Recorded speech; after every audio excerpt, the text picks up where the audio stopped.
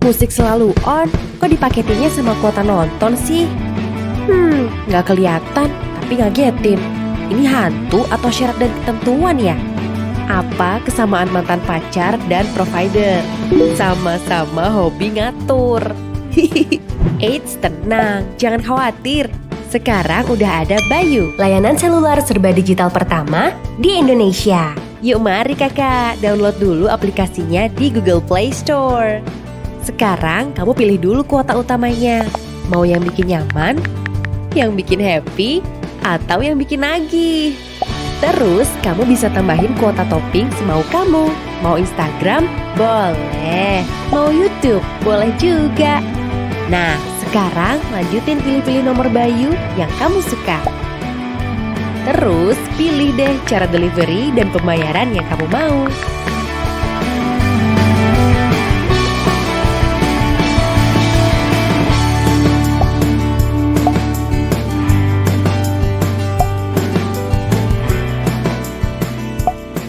Yeay, beres deh. Simple kan? Duh, kapan ya dia dateng? Udah gak sabar nih. Jangan-jangan itu dia. Permisi kak, ini paket kartu Bayunya ya? Yeah, ini dia waktu yang kutunggu. Rasanya kayak ada anak panah yang nembus langsung ke hati aku. Pastikan jaringan internet HP kamu tersambung ke jaringan internet Bayu. Buka aplikasi dan klik aktifkan SIM card. Dan yeay, ini saatnya kita jadian. Hubungan tuh paling enak kalau kita sama-sama transparan. Sama kayak Bayu, hubungan kita tuh serba transparan dan apa adanya. Kamu bisa lihat semua histori pembelian dan sisa kuota yang kamu beli di aplikasi Bayu. Kalau ada yang mau ditanyain, tenang, gampang banget caranya. Kamu tinggal klik aja tombol live chat dan sampaikan aja semua pertanyaan kamu ke Nindi. Gimana? Simple banget kan? Bayu, layanan selular serba digital pertama di Indonesia. Bebas pilih kuota plus topping, transparan, dan apa adanya. Bayu, semuanya semaunya.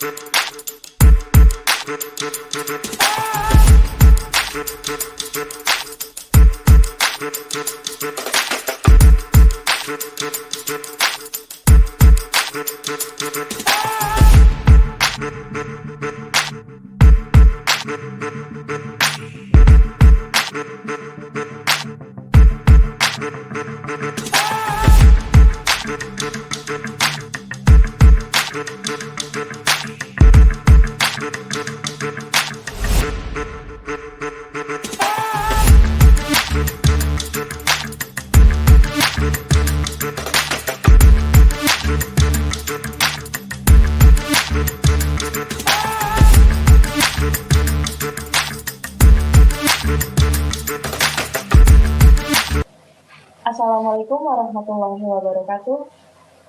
Good day, ladies and gentlemen from Indonesian time. It's a wonderful and pleasure change for me to be your host of event in this beautiful day, on Wednesday, 25 November 2020, in our big event, international webinar which has titled The Challenges of Education in Pandemic Situations. First of all, let us say thanks to God who has been giving us freedom, happiness, healthy, and mercy, so we can attend and participate in this event without any obstacles. In this beautiful moment, I would like to say welcome to the first speaker, Professor Dr. Bashar Malkawi from Washington College of Law, American University. The second speaker, Professor Dr. Habil Miroslaw Matyja from Polish University of London. The third speaker, Mr. Yahya Muhammed Bah from University of the Gambia. The fourth speaker, Professor Dr. Minda Murni MF from State University of Medan, Indonesia, and for all of the audience. In this special day, we have several sections. Let me read the section itself. The first is opening from MC Selinus, and the second section is opening speech of the committee from Editor-in-Chief of Bircu Publisher, Muhammad Ridwan. The third section is present speakers profile from moderator Nur Hasanah Purba. And the next section is giving material from the first speaker, Professor Dr. Malkawi. The next section is giving material from the second speaker, Professor Dr. Miroslaw Matyja. The next section is giving material from the third speaker, Mr. Yahya Muhammed Bah. The next section is giving material from Professor Dr. Minda Murni MF. The next section is the end of material and announcing the best participant from moderator Nur Hasanah Purba. And the last section is closing from MC Selinus. Now we continue to the next section, and the section is opening speech chairman of the committee from editorial ministry of Bircu Publisher, Mr. Muhammad Bah. Sir, time is yours. Okay, thank you very much for the time. Assalamualaikum warahmatullahi wabarakatuh. Good afternoon for all speakers and participants in Indonesia. Good morning for all speakers and participants in European and USA country, because we have a different countries. Perhaps the time make it the greeting become different. On this occasion, I also like to express my special thanks to the first Professor Dr. Habil Miroslaw Matyja from Polish University abroad in London. The second, Professor Dr. Bashar Malkawi from American University, Washington College of Law. And the third, Mr. Yahya Muhammed Bah from University of the Gambia. And the fourth, Professor Dr. Sri Minda Murni from State University of Medan, Indonesia. In this time, the special thanks are also addressed to our sponsor, the first, BIAR. BIAR provide our Zoom link. The second, GNA give a contribution about the financial support for this international webinar. And the third, it is Bircu Publisher. Bircu Publisher as the event organizer.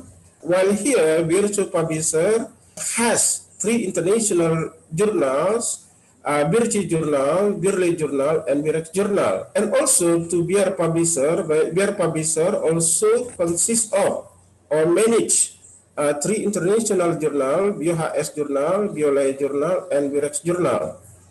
And also we handle 2 other journals, Siasat Journal, and also Konfrontasi Journal. And the last one, it is Bircu Publishing. Bircu Publishing publish some books, not journals. Okay, as we know that coronavirus has caused many problems in this world, such as economic problem, friendship problem, religion problem, education problem, etc. Especially for education problem, many students starting from kindergarten, junior high school, senior high school, or even university students cannot go to school for over 6 months. It is tragic, and it is never expected before. This is because of pandemic. It's not disease which can be covered by doctors using medicines. Because this is a pandemic, our effort is only prevent from this virus. Like or dislike, we have to face this problem. And I do not know, and many people do not know too, when this pandemic will end. Some researchers predicts that this pandemic will end in 2022.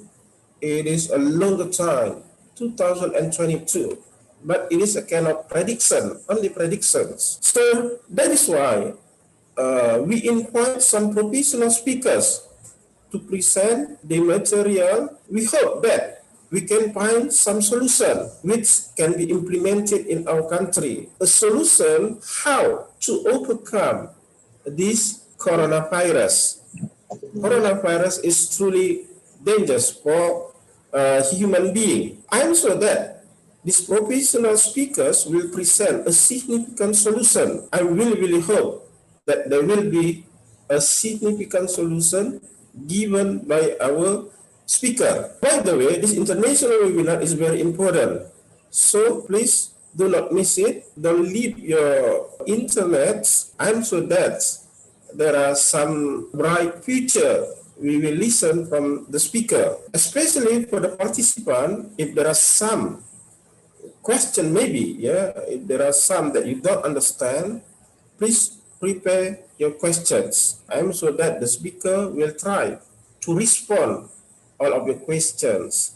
So please listen carefully, listen seriously, join this international webinar with what we call with the enthusiasm. You will get the knowledge. I think that's enough from me. Thank you very much. Please have a nice join this international webinar. Assalamualaikum warahmatullahi taala wabarakatuh.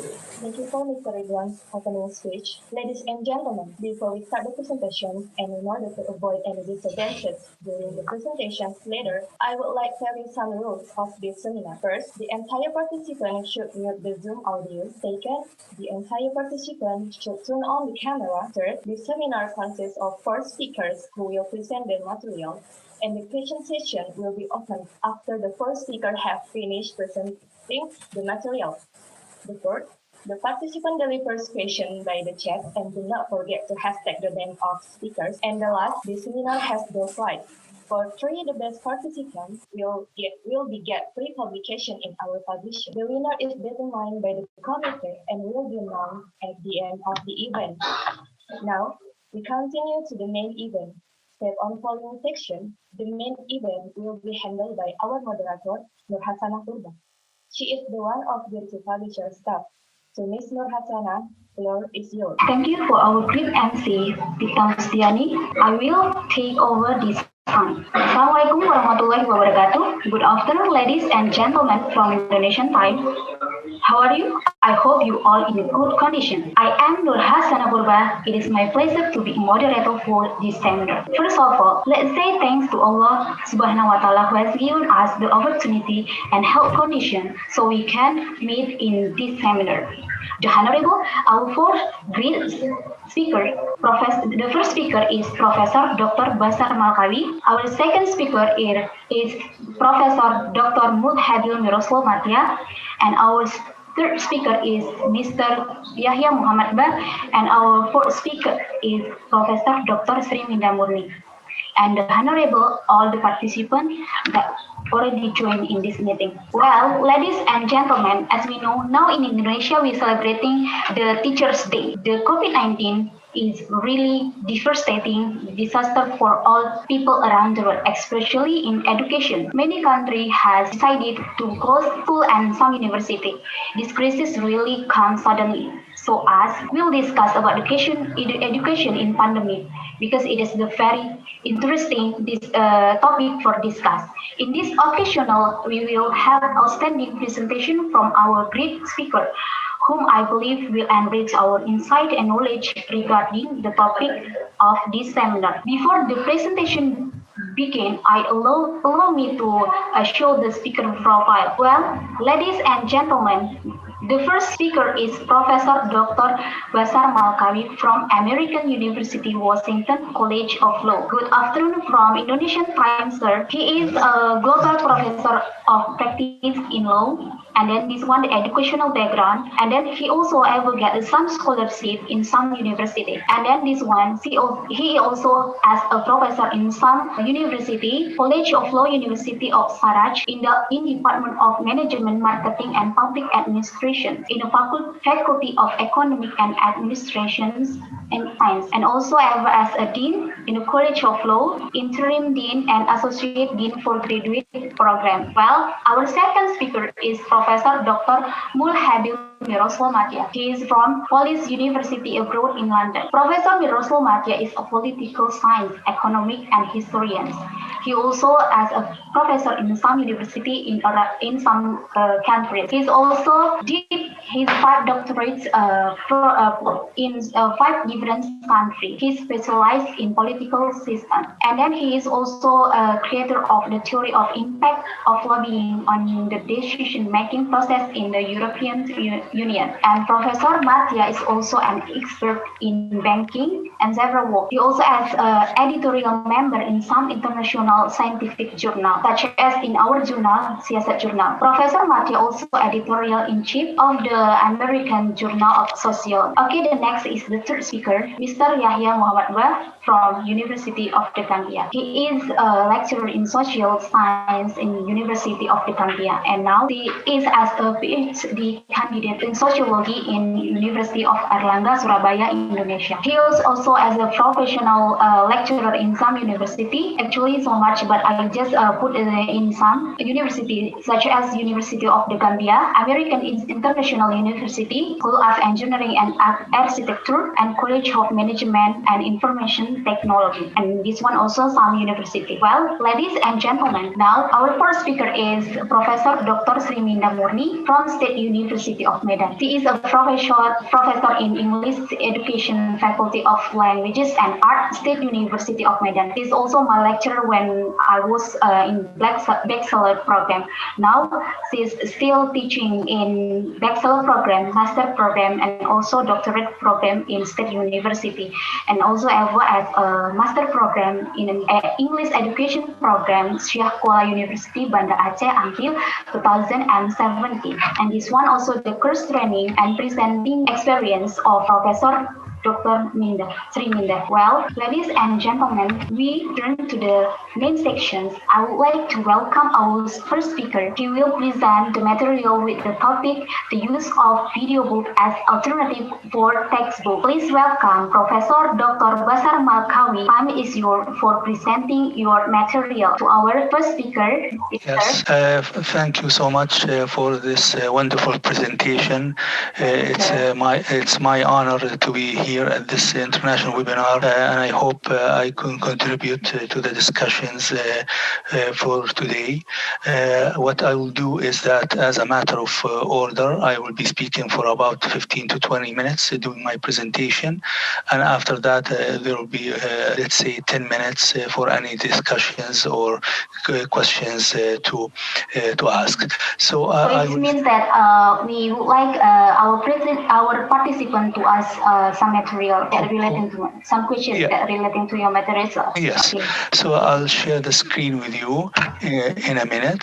So the title of my presentation is about the use of video books as alternative for textbooks. And the reason behind writing this paper and choosing this topic, that over the years and even before the presence of COVID-19, we've seen shift in so many disciplines, academic disciplines, from the traditional method of delivery of learning and teaching to other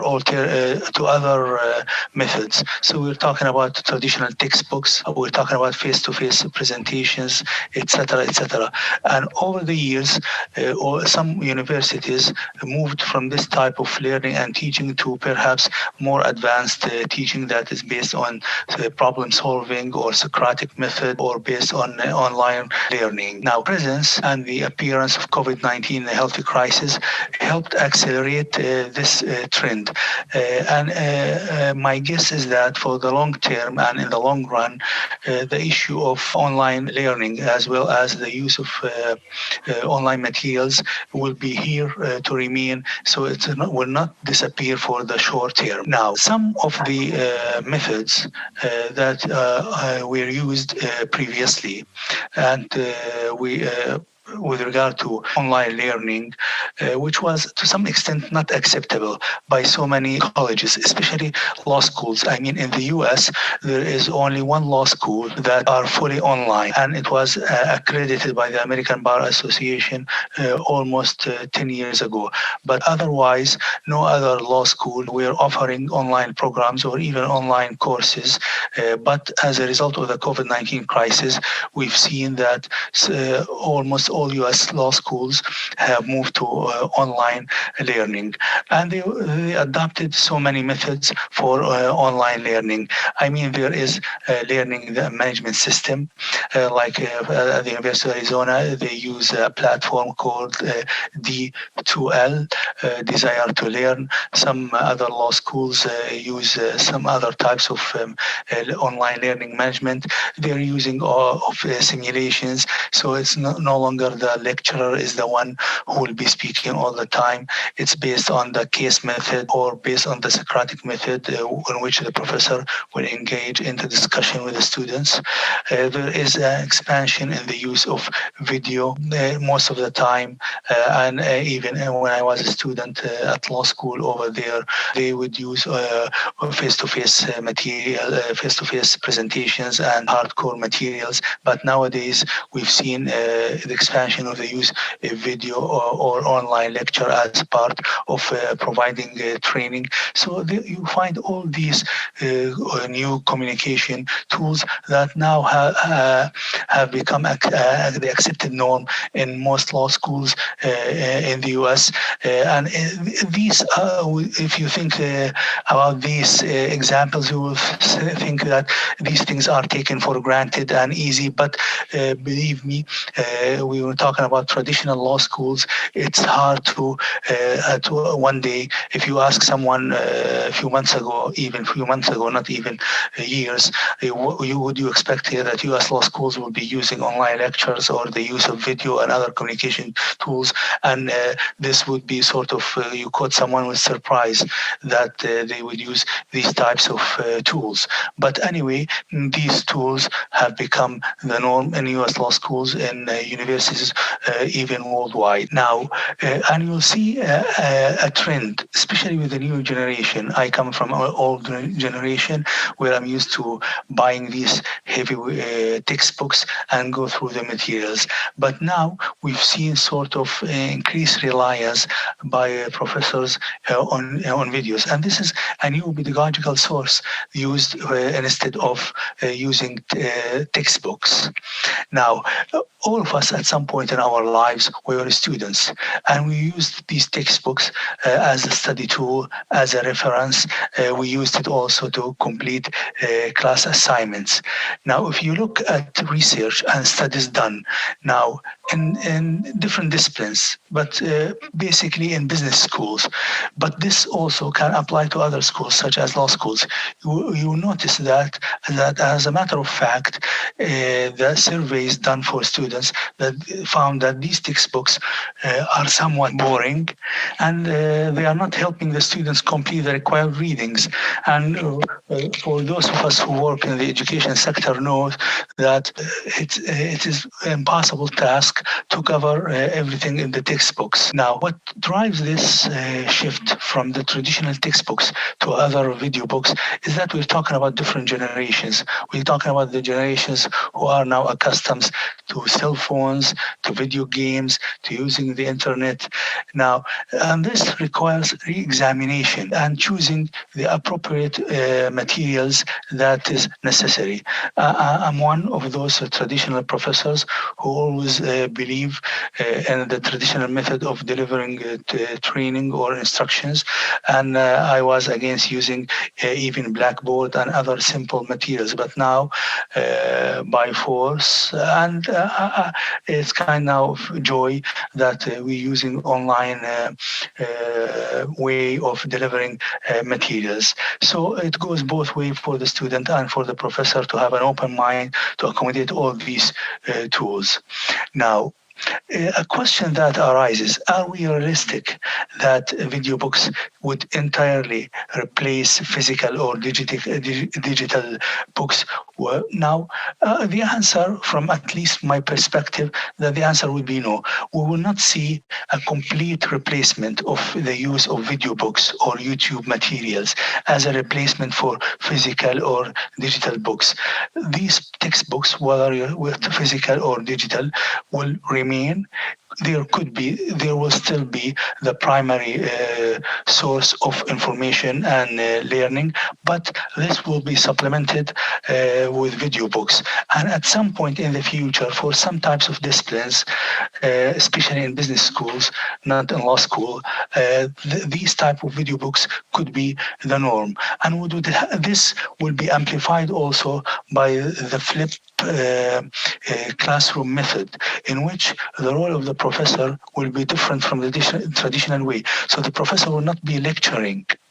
It goes this way. The student will do his homework by reading the materials before coming to class, then will watch some videos that help him understand the materials, and then he will come to class where the professor will explain and demonstrate the key concepts and engage in depth analysis of the issue. So it's not it's the opposite. It's not going to the professor who will have to explain and demonstrate every piece of the materials that are assigned to the students. So it goes along when we're talking about the using of new materials, whether we're talking about video books, we're talking about digital books, and using YouTube, for example, as alternative.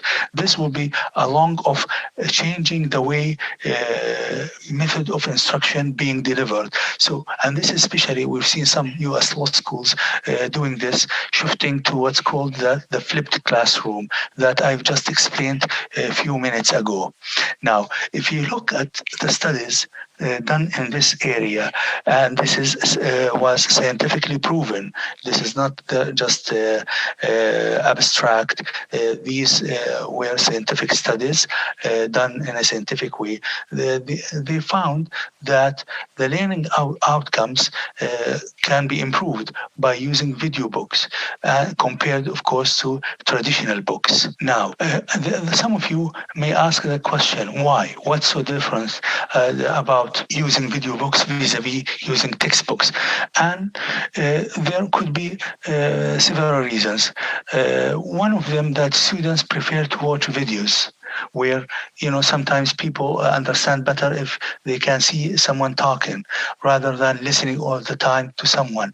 So people deal and process information in different ways, and these videos create superior learning outcome vis-a-vis text. Students, some of them, learn better by visual stuff rather than words alone, or words combined by visual. So it makes sense that we use these types of video books. And now you see that there is a positive attitude by students towards videos. They found it enjoyable. They found it interesting and stimulating for the discussion, not having a professor talk for 1 hour or 1.5 hours all the time. Now, what are the factors that influenced the decision or the attitudes of students with regard to the use of video books?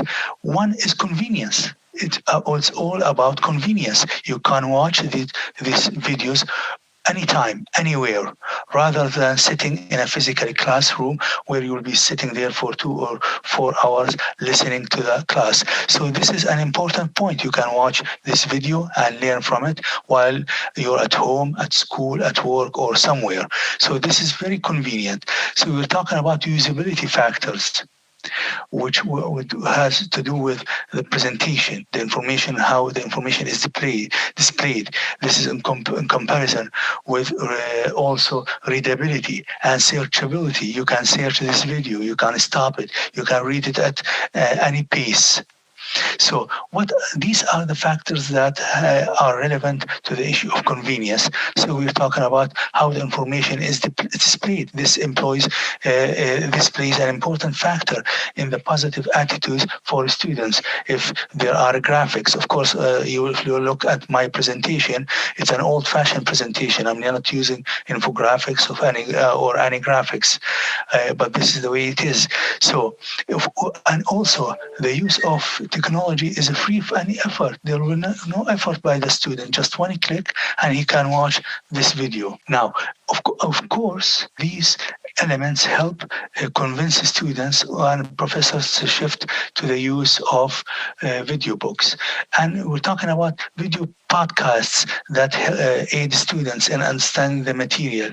Also, the videos can create more engagement for students. So all these factors play an important role in providing hardcore evidence that it's now the time, at least for these type of video books, to assist and be an aid for students when they learn the materials. Now, it's not the point I'm trying to raise in this slide, that it's not one size fits all. It's not that one concept, if it's applied correctly in a business school, this can apply correctly in a curriculum in law school, or if it's applied one way at some universities, it should be adapted at other universities. So there are elements that you have to ask yourself as a professor, as a university. You have to ask these questions, and on this you can implement the use of video books. You have to ask about the student learning habits. What are the habits of the students? You'll have to do surveys about their perception of the use of video books. You'll have to do about classification. Are we talking about first year students? Are we talking about second year students? Are we talking about senior students? And see what their perceptions on the use of video books. And doing these types of surveys, although it's a daunting task, but can help students and university administrators figure out the right approach to use of video books. So here we're talking about the efficacy. I want to determine the efficacy of using video books as a learning tool for students. Now, this tool can be used more frequently by digital-oriented students rather than the traditional textbooks. Now, so my conclusion is, there is a trend, scientifically proved, that there is a student preference for video books over textbooks. Now, more and more video books will become common, used, especially even after the disappearance of the COVID-19 crisis. You will see video books as a stable component of any teaching material. Now, there are other details. This research does not end here. There are other details that should be explored about the effectiveness of using video books, such as whether specific design elements are more successful than other, about pacing, about the use of animation versus graphics, about whether the instructor or the professor should be present or absent, and other visual and auditory elements to determine whether it's appropriate to use video books or not. By this, I will end my presentation, and I'm more than happy to answer any questions that you may have. Thank you for listening. Thank you for your great material. So it means that the video book is more have a big impact to improve the student knowledge, right? As we know that now in pandemic situations, all the school cannot open means that this video book as alternative online learning in pandemic situation. Yes, there is, you've seen a trend among universities to shift from traditional method of delivering teaching to more online. Where I'm talking about law schools, this is a great shift. You cannot imagine how U.S. law schools, the traditional ones have by force, were forced to shift and change their method of learning as a result of COVID-19. As we know also that that's also how to say in Indonesia also reading a book is make all students become boring, right? Means that when we give some video, all the students will be more active and more get how to say when we read a novel and we watch the movie also it's different way when we get the point right. It means that your paper is good for online learning. So it means that video book is a good alternative for us, especially as a lecturer, as a teacher, to make good material. How about your country still cannot open the university? I think with regard to what I'm trying to say in this paper that I do not expect 360 degree shift from traditional method of delivering learning to online. I expect that after the disappearance of COVID-19, that schools, university, colleges will go back to the traditional method of delivery, but there will be an element of online delivery. There will be an element of using video books, so that these types of learning tools, new learning tools, will supplement but not replace, at least for the short term and the medium term, they will not replace the traditional textbooks. Okay, this one, sir, there is one question for you from our first speaker, Professor Minda. She asked about this. Your idea is great, and she asking about what should we consider in making the textbook, because as we know that Prof. Minda is also a lecturer in Indonesia, and yes, Minda also asked prospective student because he thinks that every student will find their textbook to be boring while the textbook is too long. But how if there is no problem with the textbooks or video book, the problem is lies within us because we don't like study. So how to create the video book? Yes, thank you for these interesting comments. Now, if I go back to the first one about the level of students' literacy, I mean, these video books are put in a place in an easy way to follow. I mean, so you have now different sources of information. You have the traditional textbook that it has own advantage and disadvantages, and you have now online materials that can help also explain the materials, and you have the professors. So in the previous age, we've seen only the textbook and the professor and the student. Now we have an added element, and this is the video book, where the student can, at his own pace, with not feeling the pressure or the need to answer right away, to go and watch this video book, understand the concept. So it helps. It helps. No one can deny this. Now, how much? It depends, of course, on the student and on the professor, and at the university. But at least we have now a tool that will help the student that were not available at some few years ago. Now, to the second point about the textbooks and the problems of the textbook, and that the problem lies with us, that we don't like study. It's a matter of fact that reading a textbook is hard stuff. It's somewhat boring. You look writing sentences, paragraphs after paragraphs after paragraphs. It's quite boring, dry. It's kind of dry. So, but perhaps when you see a graphic, this could change your mood. If you see a picture, this could attract you. If you see or listen to someone talk on a video, that could help you. So you see, it attracts the students. Of course, the interest differs. I mean, you have students who might be interested very much. You have students who might be not really interested and opt for the traditional textbook. But you have these myriad tools that you can utilize for the benefit of students in a classroom. That's the answer question, ma'am. Already clear about the answer from Minda. Okay, for our dear student, if you have some question, you can type also in this chat. Any someone want to give some question? Sorry, sir, you still unmute. Yes, I'm with you.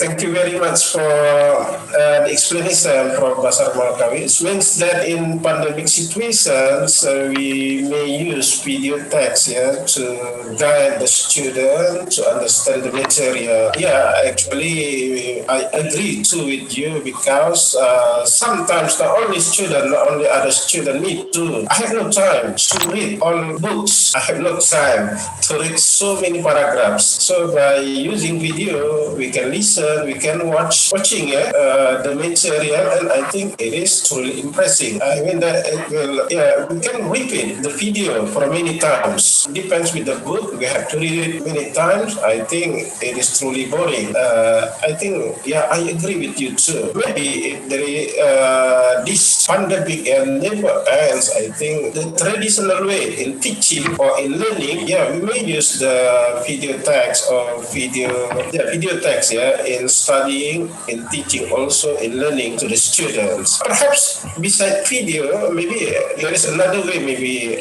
Prof, about to solve this problem, this education in pandemic situations. Now, I totally agree with you. It's all about convenience.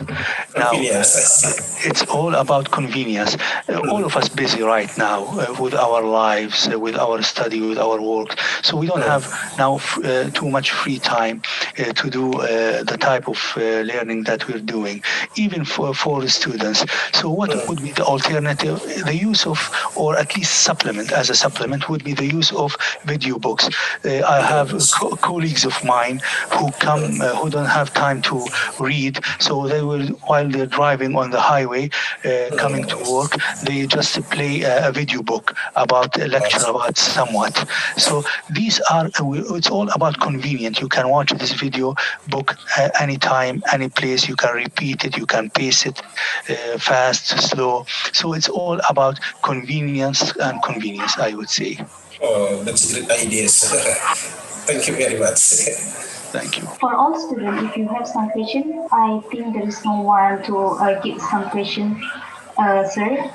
We very thank for your great material. Okay, as you told that you cannot stand along with this seminar. We as editorial team and as a team in this seminar, we say thank you very much for your time. Yes, thank you so much. The pleasure and the honor is mine, and it was lovely speaking to this wonderful group of scholars and students. Okay, so we will give a certificate and we send to your email, and we will inform for the next. Thank you so much. Okay, sir. Thank you. Well, ladies and gentlemen, we will enter to the next session. This is the second speaker that will present about the material. He will present the material with the topic "The Future of University in the Digital Era." Please welcome Professor Dr.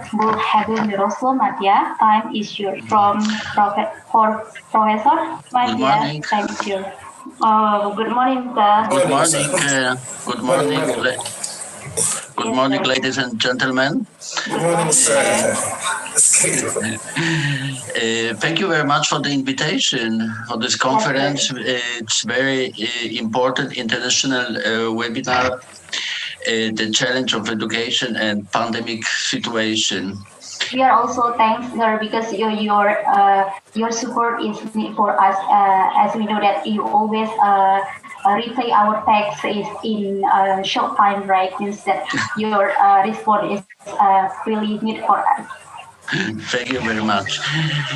I want to speak today now about the future of universities in the digital era, exactly after the pandemic time. Of course, the pandemic time, it's a time that we have to reflect the situation also in academia, I mean at the universities. And we know that knowledge, education and prosperity are connected, they are linked. Ladies and gentlemen, for nearly 1,000 years, universities have provided a base or home for thinkers and scientists who question wisdom and clear the way for scientific progress and for open societies. They do the same today. Why? Because the modern and open democratic societies express a need for a body of knowledge. This knowledge is, of course, relevant. This knowledge is individual, collective, and socially. In the course of social development, technology has played a revolutionary role in the dissemination of knowledge, as well as placing it in the critical and social context.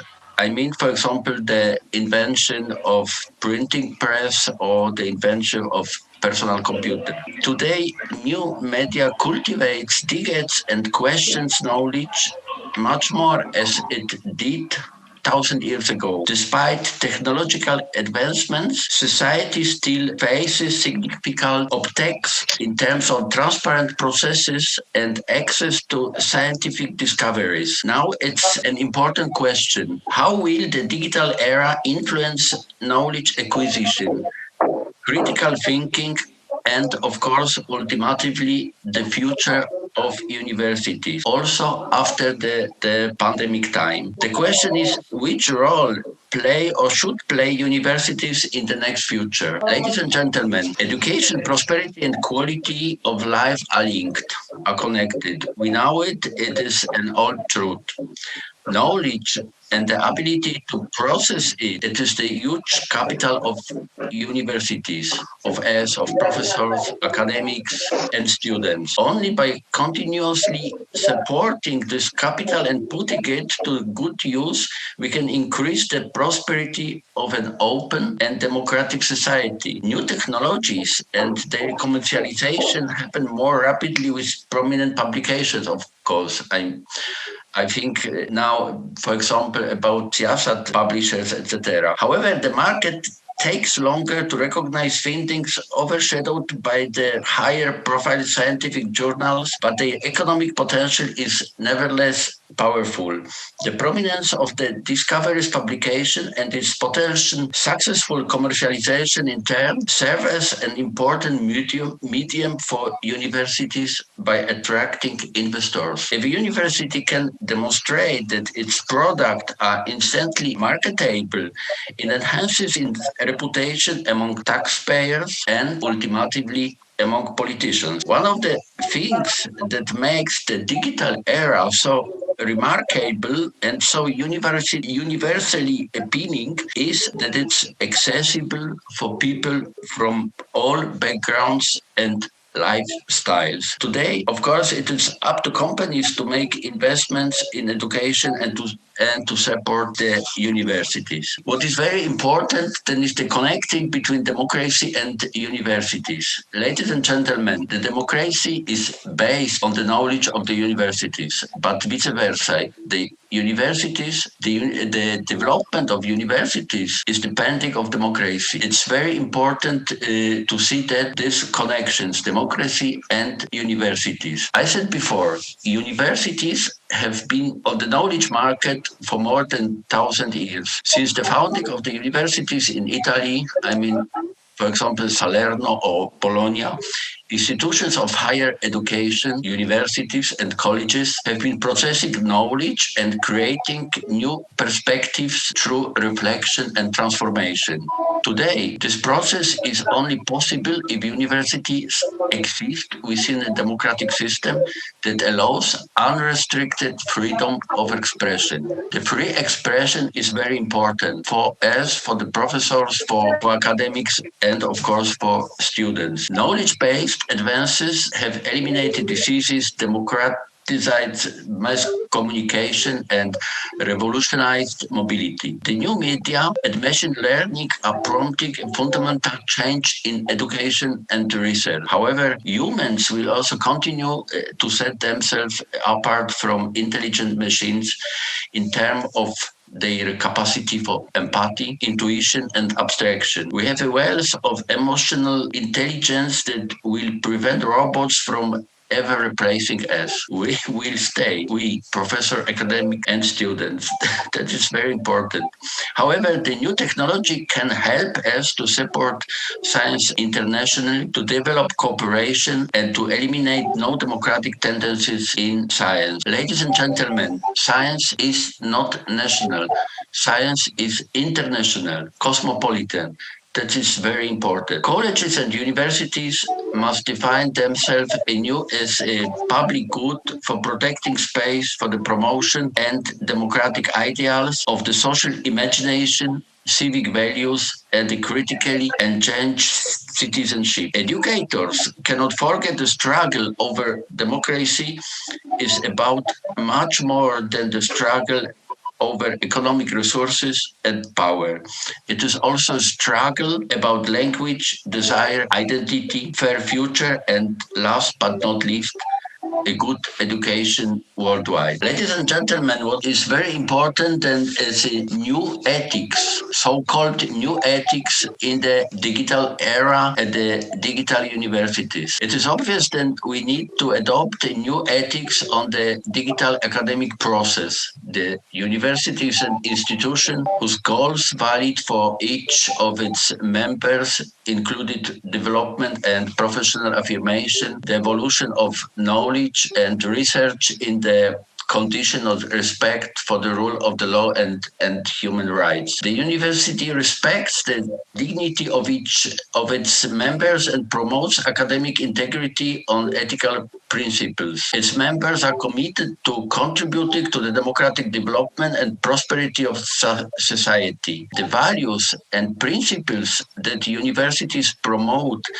in particular are personal autonomy, of course, justice and equity, merit, but also professionalism, honesty, and intellectual integrity. Moreover, there are transparency, respect, tolerance, responsibility, goodwill, and care. The management of ethics in the academic environment is the coordination of all elements related to the moral life of a university. The institutionalization of ethics in academia at the universities is a new reality for which we must be prepared, for which we must be prepared also in the time after pandemic. I believe that the last decades have insistently imposed on public awareness the importance of taking into account of ethical dimension of the life of academia of universities. For example, ethical codes, ethics committees, ethical audits, ethical education of staff, technique to create an institutional culture of a moral nature have all become increasingly important. We should develop and in the digital era after the pandemic, not of course during the pandemic, but we have to think also on time after the pandemic. But ladies and gentlemen, what about exactly about the future of universities after the pandemic time? No one disputes the fact that the foundation of science rests on a fixed structure of axioms, laws, and theories. On the other hand, there is a lot of information in internet. There are half information, pseudo information, half scientific information. Universities compete with a host of digital knowledge providers. They are accessible 24 hours per day and 7 days per week, and of course worldwide. As knowledge is democratic, value-based, critical, and creative thinking becomes a university unique selling proposition. Which proposition? Universities should profit from this proposition by continuing to foster an exchange between different words, different languages, and thinking. And in doing so, university will evolve critically, creatively, but also democratic and cosmopolitan. Cosmopolitan, I mean international. Once more, the science is not national, that is international. The future of university is not going it alone, of course. They should work together, cooperate, and be open. You can study, for example, in England today, or in Switzerland, or in Poland, and you can do your PhD outside in India or in Indonesia. You can do all this, of course, online. The probability is very high that there will be no return today to the classical university after the pandemic time. I am not pessimistic about an online university, and about the international university after the time of pandemic. We know in the future the classic university will not longer have the monopoly of knowledge. It's not possible. If it's necessary, the university have to cooperate, have to merge. Without close cooperation and merging, they have no chance on the knowledge market today. So today's world shows more clearly than before that science do not know boundaries. Once more, the science is international and we should accept that and we should benefit from this situation. Universities cannot lose the leading role in the world of education and progress, and that is also our role, very important role for academics, for professors, but also for the students to participate in this process. Thank you very much for your attention. Okay, thank you very much, sir, for your great presentations. The title is "The Future of a University in the Digital Era." As we know, right, sir, this one also one of benefit of pandemic. As we know that we can meet in this international webinar without directly meeting. We can use this Zoom meeting. So in this one also that you said that the future university also possible to create such as international university. So all the students from the other university can meet by using online. So like that, sir. Yes, sir? Of course, the personal contacts are very important, are more important, but we have now the example of our conference now. It would be for me better to be in Indonesia now and to see you live, of course. But it's necessary, and there are also positive sides. Positive situation, right? That is one also that will benefit. Yeah, one professor is in USA, I am in Europe, you are in Indonesia, and the organization is better, it's easier, of course, and we can change our knowledge, it's really easier. But I know the personal contact, that is not the same online, of course. But this is a future. Perhaps it's a little bit tragic future, but it is a future. That's why, sir, this one also there are some questions from our participants. If we from Hairudisa, if we just learning to write digitalization, what about the social life we get at university? I'm just worried we will lose the real life of like social relation if in the future university will no longer have the monopoly of the knowledge. Yes, I mean the classical building of the university and the lectures in the building, live, of course, and also the situation of the libraries. We have in the world very nice and beautiful libraries. We don't use it. We don't use them because we learn online, we learn in internet, and I think it's a little bit dangerous because we have no personal contact. We have no, we can't feel the book really. I am not against the theory of Mr. Malkawi. No, no, it's a tendency. It's a new tendency. It's a modern tendency, but the classical university, the building in, for example, the universities in Italy or I don't know in India or in Indonesia, and inside there are less and less students, and this role of classical university, of the classical contacts, I mean, there is more or less finished now. No, not now, but in the next future. Okay, sir. This one also there is one question from our professor. That's from Professor Minda. In Indonesia now, the Ministry of Education launching learning freedom. One of the component is freedom. One of the component is freedom for students to take subject and interested relevant to his studies. This is not known in our university before. Indonesia now the Ministry of Education launched learning freedom. Yeah, it's the component is freedom for students. Of course, the students are free. It's clear, but the freedom is not always the same freedom what we think in the democratic system. I mean, freedom, it's the societies, the democratic societies have more possibilities to learn and to give the students really knowledge. You can think now about Belarus. The university in Belarus are now practically controlled. And the freedom, for me, it's a democratic development.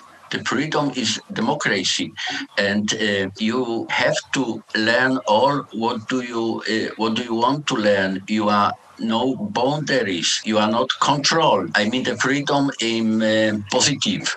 We can have the negative and positive freedom.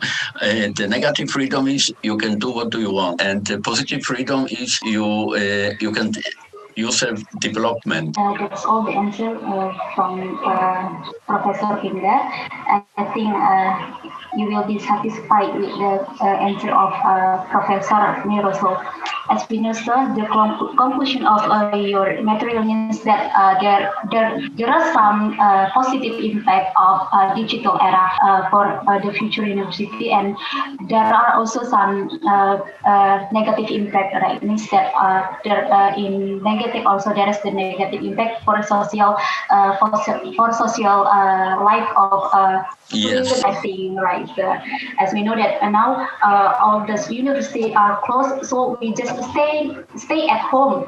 So, but we can meet each other by using this Zoom link, I think, for this virtual account. So it's also have a good impact. For example, I also know Professor Miroslaw Matyja by using this Zoom link. I think all the participants, if you have some question, you can also add some question relating to this material, because this material really great for us, I think. Sorry, sir, it's still unmute. Okay, thank you from Miroslav, my senior lecturer. Yeah, actually, I will agree that you say that in the papers the knowledge is no boundaries anymore. Because when we want to study in England, we do not need to go to England. Using online, using digital, we can start our lessons. We do not need to spend much money. We do not need to leave our family, and also we can do our job outside too. So I agree with you that knowledge, no more boundaries for knowledge in digital era. It is a great idea. We can imitate your idea to this our country, even though we come from a poor family. Sometimes when we want to study abroad, such as England, such as to India, maybe for the flight, for the aeroplane, we have to spend less money. Also the school fee too. But here, using digital, using online studying, I think there are so many positive impact. There are so many benefits that we will receive. I think this is a brilliant idea too. Later, I tried to read many times about your papers too. I'm sure that I'll find there are so many positive ideas that I never saw before. So thank you very much for the presentation. Maybe one day I hope that we can meet each other. Is it possible, Prof? Is it possible to meet you one day? Prof. Miroslav, one day I want to meet you. Is it possible? Yeah, you mean to organize a meeting live or? No, I mean that. Sorry. I mean that. Do you live perhaps in Poland, Policia? Maybe I can go there. I can fly to meet you, to share the experience from you. I think so. For example, this webinar, this conference is a possibility to touch in contact, and if we have a contact online, then it's after that it's easier to meet us live. But I think the contacts online, that is the first possibility. So I think pandemic time is a chance for us to touch in contact intensive and quick, and then we can cooperate. For example, I am a professor in USA or in UK or also in Italy. You are in Indonesia. I think that is the possibility but before I said this situation, the digital era, they have positive and negative side. But we can profit from this situation, and we have developed the system complementary system, not only online but also mixed. But online on the one side, and on the other side also the meeting. For example. I can invite you to the conference after the pandemic time to a conference in Europe, but the first contact is, of course, online, and that is positive. Online, yeah? Oh, I see. Oh, that's great. Maybe after the pandemic, maybe I can fly to follow. Yeah, maybe there is an international webinar too. Yeah, actually, frankly speaking, I want to meet you directly, not using online, because you're very special. Exactly. The situation is very special. The situation is special, and I am so happy you have. I am so happy you have organized this webinar, because it was not easy for you. No, I am so very happy. One more, thank you very much for the invitation. I think this webinar is really a chance for the contacts, for the international contacts. I said before, the science is not national, it's international. And it's an example exactly now what we do now. Yeah, actually we do this one because of you too, because you support us. It is truly what we call, you support us. No, you support us all. But it is a great. Yeah, you are really excellent. We are actually, there are many things that we do not know, but because you support many things, you contact many people, you try to link our webinar too. So this is truly perfect. Yeah, I'm so sure that maybe one day I want to meet you. Of course, I hope that it's the beginning. It's the beginning for our cooperation. Right. I enjoyed the match with you. Thank you very much. Thank you very much. Thank you. Yes. Thank you. Okay, thank you very much for Professor Miroslaw for giving the material. I think it's one of the great material, and we say thank you very much, because I am as one team also really appreciate with your replay, with your support for this webinar, and I also get something new, because you are as a professor can replay our email only in minute time. Thank you very much. Sir, we can move to the next. Yes, we can move to the next material. Thank you for Professor Miroslaw. Ladies and gentlemen, now we welcome our third speaker. He will present the material with the topic Coronavirus and Education for All Achievement, Artificial Intelligence and Specialized Education, Needs, Achievement and Challenges. Please welcome Mr. Yahya Muhammed Bah from for you, thanks for presentation. Hello, sir. Hello. Okay, sir, this one the time for you to present your material. We welcome you to this the time for you to present your material, sir. Are you getting me? Yes, of course. Yes, I can. Yes, we can hear you. Okay. Assalamu alaikum warahmatullahi wabarakatuh. Waalaikumsalam warahmatullahi wabarakatuh. It's still afternoon. In some places it might be afternoon, but in some places it might not be afternoon. Probably it is morning. Whatever the case may be, it's a pleasure to join you guys. As previously mentioned, my name is Yahya Muhammed Bah.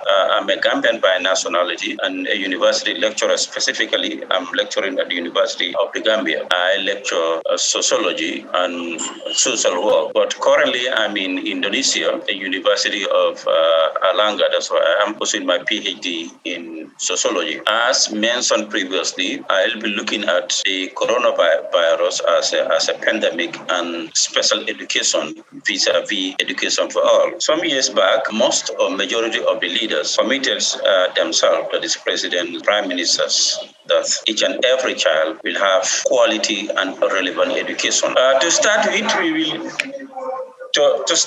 we look at the background of the study. It says, as I said, quite a number of world good leaders have committed themselves to education for all. However, there is shortage of highly trained teachers in special education. Well, if you say it's education for all, it means irrespective of your age, irrespective of your location, irrespective of your nationality, you must equally benefit from it. To attend this, in the absence of highly trained teachers, special teachers, there is an urgent need for the world to come out with a robust and a resolute solution. And since education is not a privilege but a human right, it justifies the need for a method of delivering education so that each and everyone can enjoy their rights. With the pandemic, the whole world is challenged. It's not only the special education department or unit, but the whole sector is challenged. However, some fundamental rights cannot be sacrificed, irrespective of the fact that the world is challenged, all sectors are challenged. There are certain rights that cannot be sacrificed.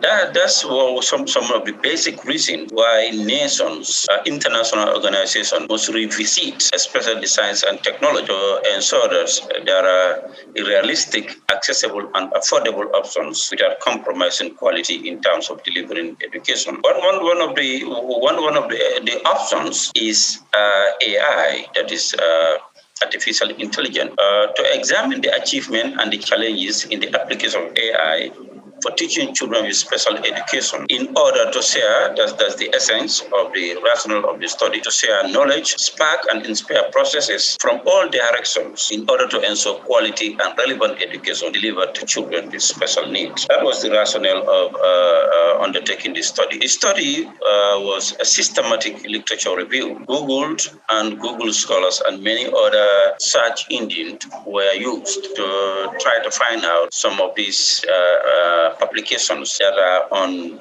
special education and AI. The review was looking at publications starting from 2000, after 2000 basically, that is 2000. And 27 articles were qualified based on the criteria, which is quite interesting because I came across about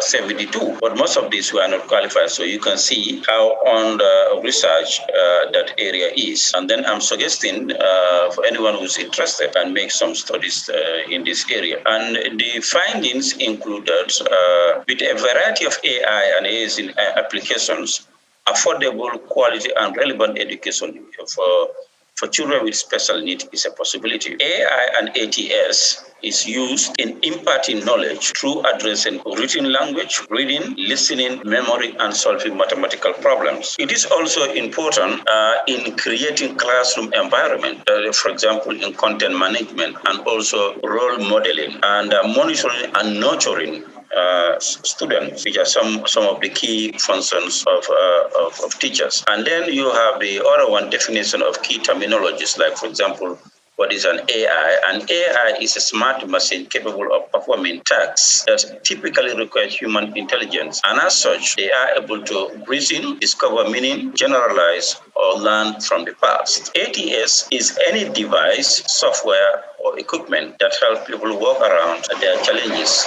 And then there has been a little bit of problem, so we can take care of it. The finding still continues. Listening and looking out signs of discomfort. AIs are capable of that. Controlling classrooms, prompting reactions from students can be a resource, can be used as an assessor, can be used as an organizer, and also participants. As listed above, these are some of the key functions of a teacher in a conventional classroom. And then that's the end of the presentation, and thank you for your kind attention. Thank you very much for your great presentation, sir. That your material is about EI than ETS. Instead, this one of alternative to do education in pandemic situation, right? Sorry, can you repeat yourself? I didn't get it clear. Okay, this one about the EI then ETS means that EI is one of the smart machine to help us. Means that ETS also any device software that people work around that help people work around their challenges. Means this one an alternative for us to do the educations in coronavirus situation. Yes, coronavirus has nearly challenged all institutions, including the educational sector. But the point is, having disability doesn't deprive you from accessing education, because education is a fundamental human right. So the question I ask myself now: what is the option? Since people cannot go to class, and you have these special education need children around, what can be the option? Is there any way they can be assisted in terms of accessing quality and relevant education? So I thought of looking at the AIs and then the ATS. As I said from the beginning, the ATS are those devices that are used by people to be able to solve their problem. Like, for example, you can have a tape recorder as an example of a device, and then you can have the internet and all those sort of things. Thank you, Mr. Yahya Muhammed. Yes. Actually, do you listen to me, Mr. Yahya Muhammed? Yes, sir. I'm getting you loud and clear. Sorry, we talked many times. Actually, I still get confused about the artificial intelligence. Is it right? Artificial intelligence? Yes, artificial intelligence. Yeah, how it works. I mean, how the human or the student can apply this artificial intelligence to assist the students. Yes. As I said from the beginning, artificial intelligence are computer-created programs that behaves just like a human being, not exactly like a human being. If for example, there was one on the, I think it was on CNN or BBC, where in these Arab countries they have developed a security officer who was following one of their presidents. You can see he was just acting like a human being and was sensitive. Was sensitive as much as we would have been sensitive if you were securing a president. So those are the things I'm thinking about. You mean the artificial intelligence? It is a kind of robots, yeah? Yes, a kind of assist. Yes. Who can assist students, yeah? Yes, a student with special need education or student with disabilities. Yes. But the problem is about the robot itself. I mean that it means we need some technician who can operate the robots to assist. Yes, we will need people who will be trained in that area to help the student. But the point is just like, for example, what we are doing now is online. You know, online to certain people or to certain organizations is still difficult with them how to do it. But time will come, it will become a common knowledge. So not being able to do it might not be an excuse to deny a student with special need from accessing quality and relevant education. You know, sometimes some governments, including my government, they try to hide behind cost. They try to hide behind cost to meet the basic needs of children with disabilities. They say this is expensive, we cannot afford it. But it has gone too far to say this is expensive as a government. We cannot afford it because accessing quality and relevant education is a human right. And majority of the government have now signed the UN Convention on the Right of Persons with Disabilities, where all these things are emphasized. Perhaps, do you have some example of robots? Maybe it will help our understanding exact this online. No, I did not prepare for that. I don't have that one on me. I didn't prepare for that. Yes. I see. Yeah. Yeah, it means that in Japanese always use robots to help, to assist the students too, maybe. Yes, because you can also see it applied, because you have mentioned Japan, you can see it applied in helping the elderly people how to live their daily life. You can see the machines, the robot supporting them. So these are the same ideas that people want to transfer to the classroom and see how best it can support children with disability, not even in the classroom, but even at home. Because some of us enjoy the support of our parents, enjoy the support of our brothers when we are at home. But the problem is about the price. Maybe the price is truly expensive. How come we can use it? Yeah, but this is what I said from the beginning, that government are very wise. They high price. They say we cannot afford this because it is expensive.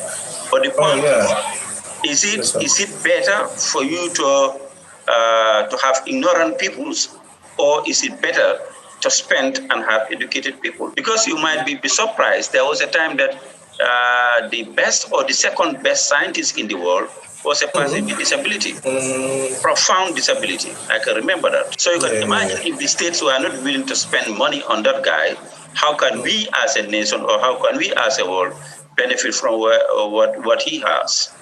His intelligence would not have benefited from it. So what I'm saying in a nutshell is, a cost cannot be an excuse to deny a person his fundamental human right, access to relevant and quality education. Oh, I see. That's great. That's a great idea too. That technology can support the students and also the university students to study, even though this pandemic situation longer than our expected. Yes. As Prof. Mr. Miroslaw said that for this situation, technology makes no boundaries for education. Jadi education no boundaries by using this technology. Yes. I see. But you have some pictures maybe you do not prepare it. No, I didn't prepare it. I didn't prepare them because of the time. The time it might not. But if you Google it, or if you look at other websites, you can see them performing. I see. Yeah, you can see them performing. You can see, for example, a robot helping a person to eat, or, for example, you can see a robot dishing out food in, for example, in hotels, in highly advanced hotels. You know, you can see a person pushing a trail to serve people in their various room. But now it is machines that are doing that. We just program the machine, and then it go up to the room, and then the bell sounds. You come out, and then your food is there. You just pick it up, and then off you go. The machine continues. So these are the things that people are trying to explore to see whether they can equally be used, that technology can be used to support persons with disability to access quality and relevant education. Yeah, but many years ago, if I'm not mistaken, before there is a kind of technology, many people use animal, maybe to help to assist the student or the people. For example, like bringing books, they try to train the animal. Is it okay for this using animal to help this the student in this pandemic situation, except the robot? I didn't check that, but the point is, most of these robots, because they are programmed, they are highly harmful. I didn't check that of the animals, because animals are capable of changing their behaviors depending on the situation. But for these machines, when they are programmed, they discover that they are not harmful to the students. And then with animals, I did not check it to be realistic enough, because I was so interested in animals. I was interested in technology. I was interested in robots. Like, for example, what we are doing. For some universities, for 20 years back, if you said, well, we can have classes online, it becomes a dream. But now here we are today. We are having classes online, we are having seminars online, as the other professor was saying. You know, time will come, even universities, buildings, we might start to wonder, what are we going to do with these buildings? Maybe we will start taking the military officers there, or whatever the case may be. But time will come, we have wasted our resources. I really agree with you, because when I was to European using technology, I had to phone from Budapest to Indonesia using manual phone. It's Okay. truly expensive. We cannot Yes. meet the price here. But now, with the cheapest price, we Yes. can see, we can talk. I can meet directly your face, our family face. Yeah. I think it is truly what we call it, excellence for this It is. technology. It is. It is Yeah, excellent. Yes. it has many problems from Yes. the human, from the students too. Yes, I yes. agree. I cannot imagine Yeah. such a technology like online this one. Yeah. We can talk. There are so many participants here. We can talk in one program. Yeah. I don't believe it. I cannot imagine it Yeah, before. it's really amazing. Like, for example, now libraries, you hardly see people in the library. You know, time will come and say, what are you going to do with these books now? Here are they. Now, where are you going to take these books? People are not reading them. People don't have the time. Like, for example, you travel 2 kilometers to come to a library. Now you only click a button. And then you have all the materials that you want. I hate going to the library because I have to find some title, but I cannot find it.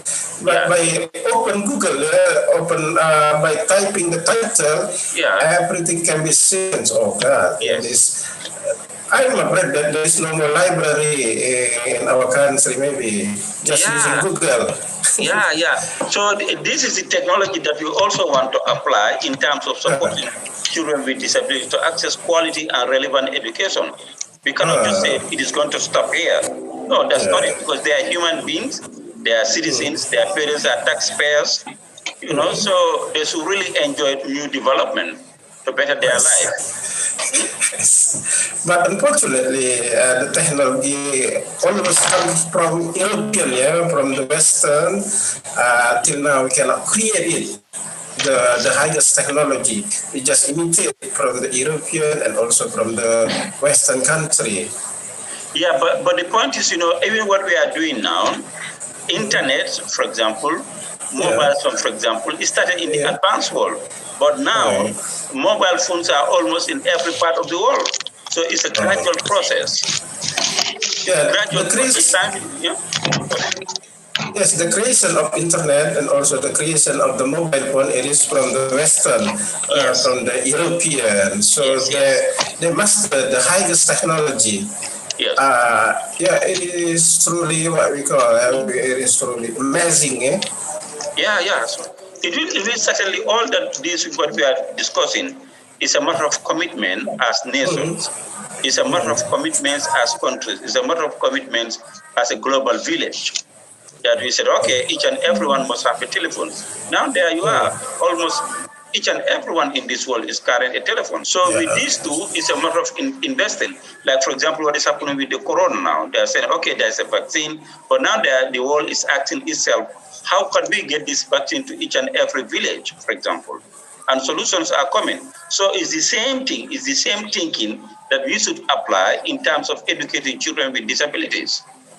We must invest. Yeah, by the way, actually, I mean that in your country, where mostly the people or the students in your country apply this technology to support or to assist the students. Yes, they support they apply the ATS. You know, the ATS, yes. As a provider? Yes, assistive technology, they apply that one. But the artificial intelligence is not in huge applications because it costs money. But the idea is to bring this before the state and say, look, don't fear the cost, fear the illiteracy rate. I see. Fear the illiteracy rates. That's the issue, but not the cost. Not the cost, cost. If you focus on cost, well, we will not be moving anywhere. But yet, and yet the government is collecting tax from people on a daily basis. So it is this tax that they need to invest so that all of us benefit from it and nobody is left behind just because of your disability. Yeah, I hope that how long you will be in Erlangga? I mean, that's one day I'll come to you, I'll come to visit you too, like other professors too, because there are something important that I have to know about you too. It's not only using this online, because it's not so far, Surabaya and Medan. Okay. Yeah, I'll appreciate meeting you also. I'll be more than glad to meet you so that I can have a friend to carry to the Gambia. Probably I'll carry you to the Gambia. West Africa. You might appreciate going to that part of the world. It's a beautiful place to be. I'm afraid Gambia is a dangerous country, no? Sorry? I'm afraid Gambia is a dangerous country, no? Yeah, I'm not getting Gambia. I mean that Gambia is a dangerous country, no? Dangerous country. It's dangerous. Many people worry going to Gambia. No, it's one of the most peaceful countries. This is just media propaganda. They never talk about Africa. But we are one of the best human beings and creators started from Africa. It's not that we are saying no, enough is enough for the exploitation. It's a media propaganda. It's a technology too. It's a negative impact. Even me, when I was coming, I had bad things about Indonesia, but I didn't believe it. And I had bad things about UK. I had bad things about America. Well, that's what the world is. People have their opinion, and they have a right to express their opinion. Yeah, that's correct. Yeah, those are personal opinions, and I do respect them. Honestly, I do respect people's opinion. Yeah, as long as to you many times, seems that you are very friendly. Seems that you are what we call it. It is easier to talk to you. Yeah. Okay, thank you very much. It's a pleasure, brother. It's a pleasure. Thank you very much. It's a pleasure. Okay, thank you very much for your presentation, sir. Sorry? Thank you very much for your presentation. It's a we will move to the next session for our fourth speaker. Ladies and gentlemen, this one our fourth speaker. He will present the material with the topic training teacher to write learning modules as an alternative way to ensure no number students leave behind. To Professor Dr. Minda Murni, time is yours. Yes, thank you very much, Nur Hasana Purba. Yes, ma'am. Who can help me?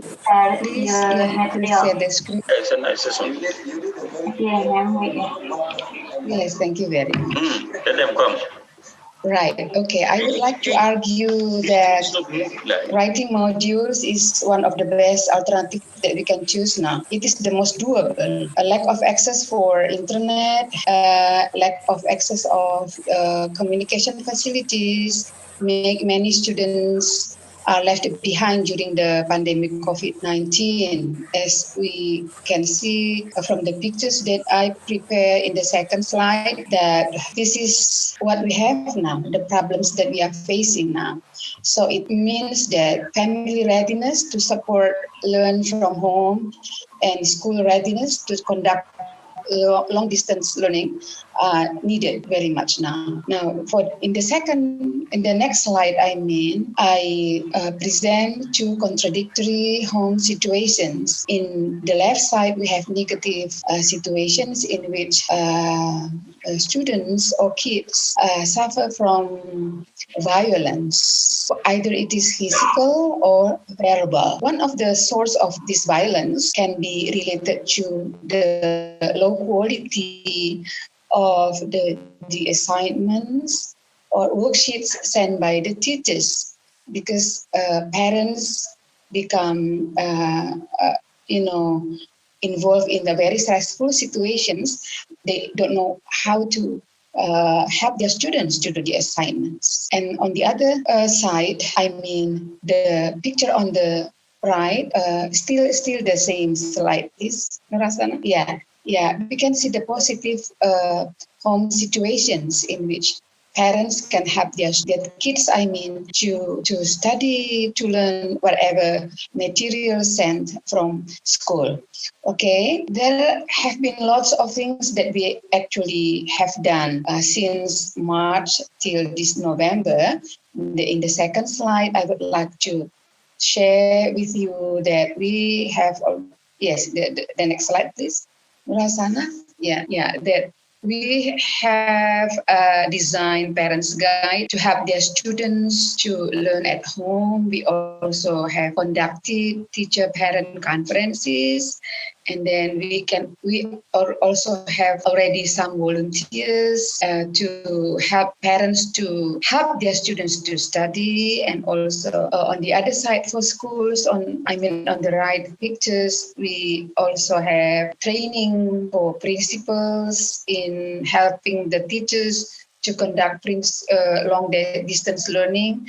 We also have trained teachers to do long distance learning. We teach them how to design scenario along with the platform and feature that they can use, and also we have trained lecturers who are teaching teachers to be. So the teachers that they are going to graduate can have some experiences in how to teach long distance learning. And one of the thing that we see as worthy to do is to write modules, to help students to write modules to have teachers, to write modules so they can have the students to study independently at home. Okay, next slide. This is the contradictory situations again. In the left side, we see that teachers and parents are blaming each other with the situation. Parents do not have experiences in teaching their kids, but teachers cannot meet the students in the regular classrooms anymore. By helping teachers to write modules, hopefully we can meet this situation on the right pictures, in which students can study independently at home comfortably, and the parents can help anytime, because the modules are written very simple. Okay, next. This is the case that I would like to show to you. This is the quality of assignments sent to the students through the WhatsApp. Okay, the teacher sent case number 1, please. Case number 1, please. Yes, the teacher sent the fiction downloaded from the internet for the students to read, followed by 4 assignments. Yeah, 4 assignments. Those are the questions that I put on the right side. Okay, so the students are asked about the idea of the fiction, and then asking them to explore the idea, and after that ask them to write the chronological events in the fiction, and also asking them to develop fiction in their own words. Of course, the students, they are only grade 7, and this is the first year they entered the junior high school. They attended the first day they attended the class. So this becomes a big problem. So I asked some teachers about the 2 questions I put on the left side. Then most of them responded that this kind of assignment will be the source of stressful situations at home, and in solving these problems, parents will help the student to do the assignment. So it is not the student who does the assignment, but parents and many maybe sisters, adult persons living in the same house will do the assignments. Okay, so it is a kind of unuseful assignments sent by the teachers if the quality is of this kind. Okay, now let's move to the second picture that I present in the next slide. Okay, this is the picture that I took one Monday morning. In this picture, we can see that a kid was studying with his mother, who was very stressful with all the assignments sent from home. So many assignments sent for each subject. And the worst is that the textbooks and all the materials sent are not helpful at all. So the mother then tried to access all the materials that might needed by the students to solve the problem. So only by finishing one assignment, it took a very long time for the mother to help the kid. And if you look at the picture, then we can see that the kid did not enjoy at all whatever homeworks and assignments sent from school. So this is the reality. This is the November. This is taken in November. So it means that there is a very, what do you call it, little progress that we do dealing with teaching or making students learning at home. Okay, then I also have another picture that I would like to show that in the next slide. This is one worksheet sent from school. This is actually very easy to do for us as an adult. Why? Because the knowledge of about the information that we should fill in the column is already in our mind. But the students who are 4th grade have no knowledge yet in his mind. So by the help of the shadow teacher, then what he can do was only writing what is being recited by the lecturer, but by the shadow teacher. He has no, what do you call that? He did not yet achieve the level of literacy that is needed to understand the textbook and has no ability yet to process the information in the textbook. So it means that the level of this kid literacy is not of the level of the literacy required by the textbook. Okay, I would like to move on to the next slide. So why module?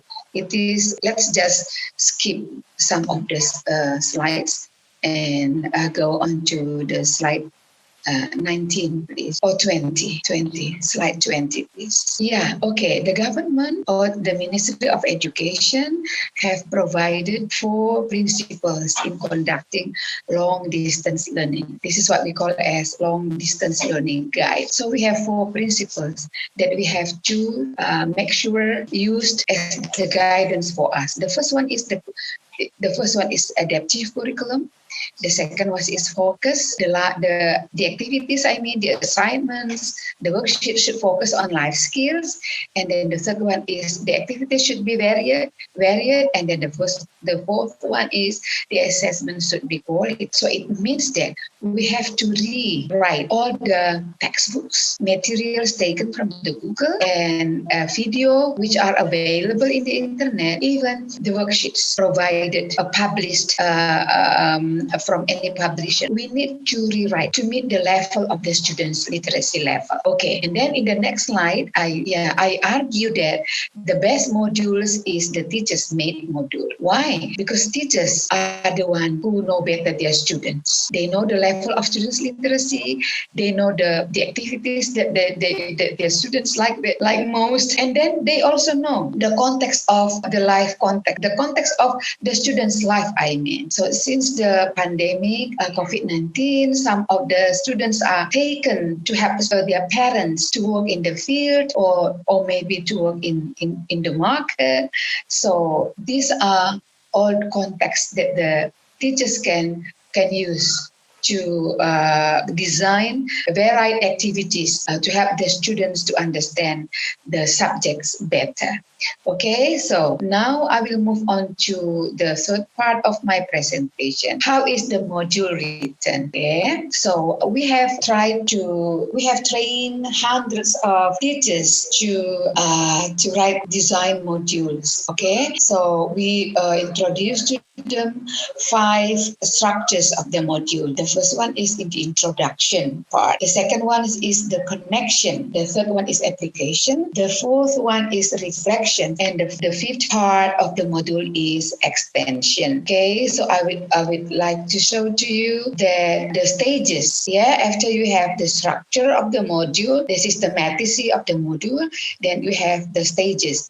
The first thing that the teachers should do is to understand the basic concept competence and design the learning goals. And after that, the materials that she or he can choose to help the students to meet the learning goal. And after that, the materials should be distributed into different joyful activities. Okay, one of the teacher, when they are teaching their students to talk about himpunan, for example, in math, they ask the students to rearrange the cupboard. So the students then rearrange the clothes based on the colors. And then they took pictures to show that they understand already the himpunan in the math subject. And after that, after you go to the second stage, then you go to the next stage, which is stage 3. That is designing the contextual worksheets. This is what I call as what is the most interesting thing in the module, because teachers can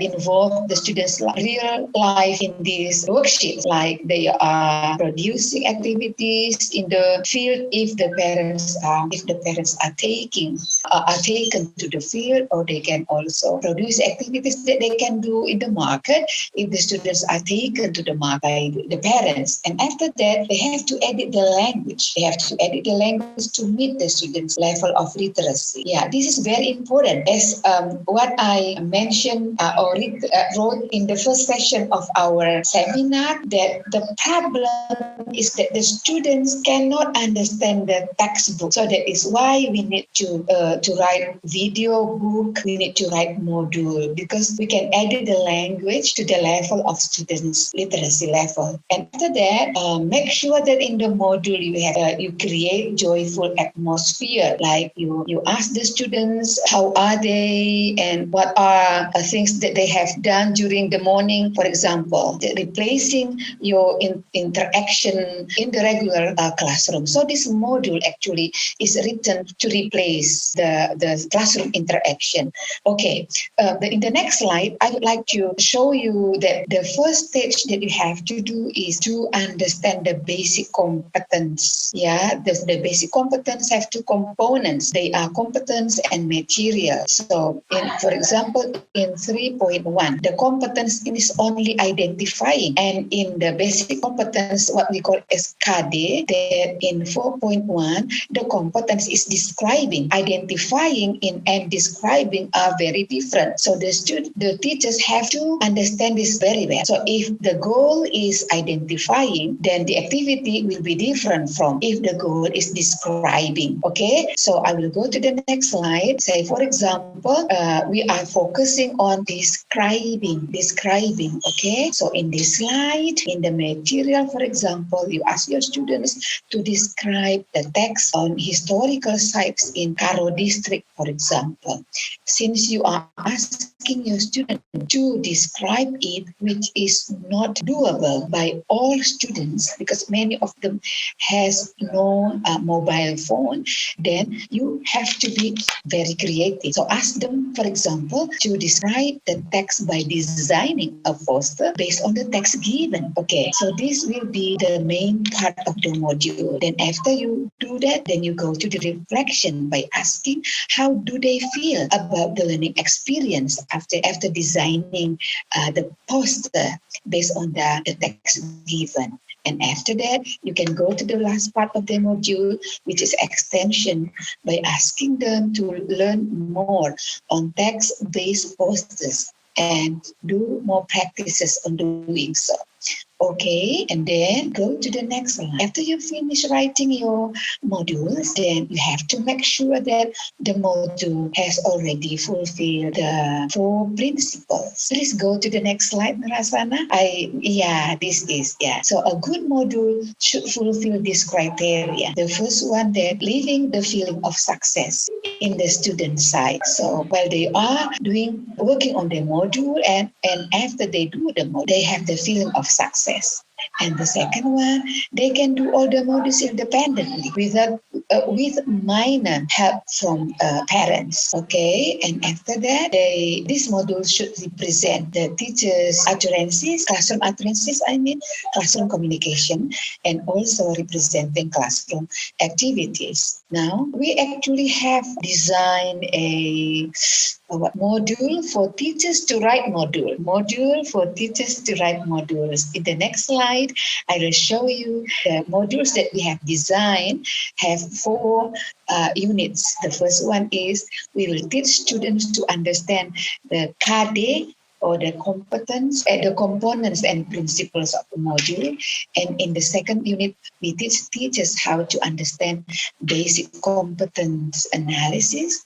And in the next unit, we teach trained students how to write questions, worksheets. And in the next unit, we guide them to write modules as a practice. Okay, so these are next slide, please. These are some modules that we have produced together with the teachers that you can access in the Google Drive. Okay, maybe you will have some inspiration from the modules that we have put in the internet. So module is not similar as textbook. I know that you have to develop your competence in writing or designing a module, and then we have very careful in your language. We have to be very critical on what you are writing in that module to make sure that the students can do it independently, and that it needs continuous practice. Okay, so this is all that I can present for you today. Thank you very much. And then if you have questions, then you can write in the chat. And also the committee have my WhatsApp number. You can also send your questions through the WhatsApp. Thank you very much. With the module, we have to make sure that no students left behind. Thank you very much, Nur Hasana. Yes, thank you very much for your Assalamualaikum warahmatullahi wabarakatuh. Yes, ma'am. Thank you very much for your great presentation. Actually, all the kids is really pleased and truly make us a big cabinet. I also as a teacher, ma'am, and it's also a good material for me to create a good module. As we know that now all the teachers also have to create the how to say just joyful way to make students can get the point of the material, because as I know, I also have some students from some school only just set material by using a textbook. Means that just do the exercise in textbook. It's a really big as a student board, especially a primary student, either high school student also didn't get some knowledge, right? If they will like this one. Yeah, yes, sure, and they will get bored with all the assignments if it is only copy pasted from the textbook, the materials and the assignments provided in the textbook, right?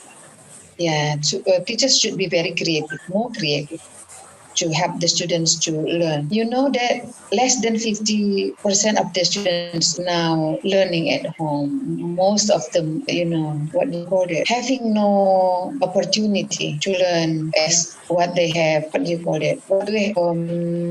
regular classroom. So most of them just having other activities than studying because of the materials sent by the teachers are not interesting, right? They refuse to study. Yes, Nur Hasan. Yes, ma'am. That's why also it really have a good benefit, especially for all the teachers. Actually, I am not from educational background studies, but as a teacher, this one also the new one material for me, because in university I never get some material to discuss about the module. And I hope all the participants here, if you have some question relating to this material, you can type in the chat. Assalamualaikum, Prof.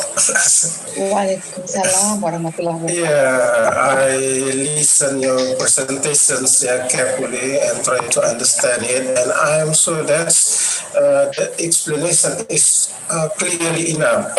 So here I find another solution from you that in this pandemic situation for the education for the students that is by having model. Is it right, Prof? Right. Yeah, by having model, but the model should be written by the teacher. It's he herself or himself maybe, so that because the teacher who knows about the situation, about the condition of the students. Right. So I think that's right, because sometimes if we have a model from other writer, it is written by other people, other teachers, they do not know and they don't understand about the condition of the students. That's why sometimes the students do not feel comfortable in studying. Yeah, it is a great idea to having model, but here you said that model is different with the text, with the textbook. Yeah, Right. is it? It is. I still get confused about this one. Model different with the textbook. I think you may you may explain maybe 1 minute maybe about the difference between model and textbooks. Yeah, okay. So we agree that the level of students' literacy is always below the level of the literacy assigned in the textbook. So our experience already show that when in the regular classroom, in the classroom interaction, whenever the students have read the text, the teachers need to describe the text, right, in the language that the students understand better. They will provide examples which is not found in the textbook. So this is the proof that the textbook is not meeting the level of students' literacy. So in the module, we try to rewrite the text in the language that the students can understand better and provide more examples, but not only the contents that we have to edit, but also the structure of the module is different. As I have shown in slide 23, that we try to we have trained the teachers to write their module based on the 5 components that I have shown in the slide 23. So they consist of the introduction part, in which the teachers provide what you call the salutations and greetings and whatever they regularly conduct in the real classrooms. So they now write it in the module so that the students feel that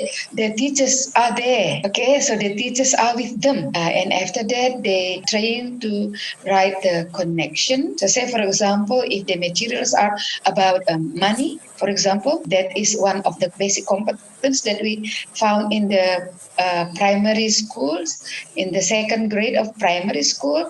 So in the connection, the teacher will choose a connection between previous experience of the students, like buying and selling, and this is a good background context for the students to learn the materials, learn the subject, which is about money, 1,000, 2,000, 500, 200, and things like that.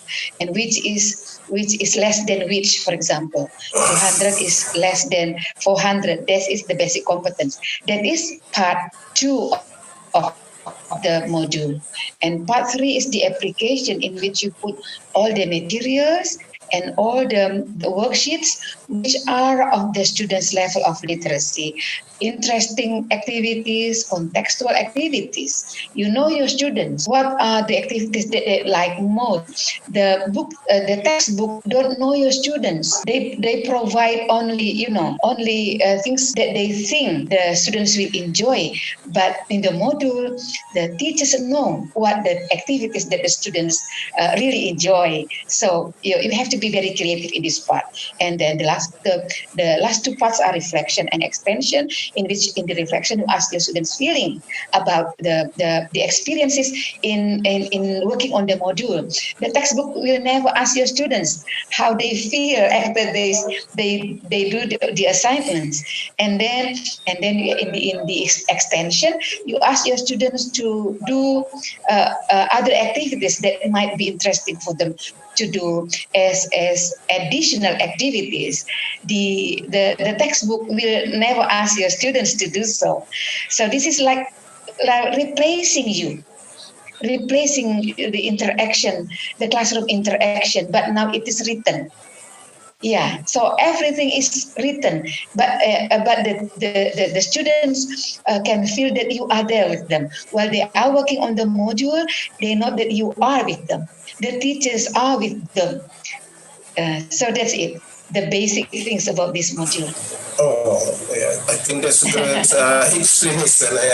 Yeah, because if I see the textbook, sometimes the guidance it is in the book doesn't give an explicit guidance, but in model we see that everything is explained step by step. So it's easier. Yeah, it's easier for the student to understand the material. Yeah, I think that's a great idea to Prof. Thank you very much.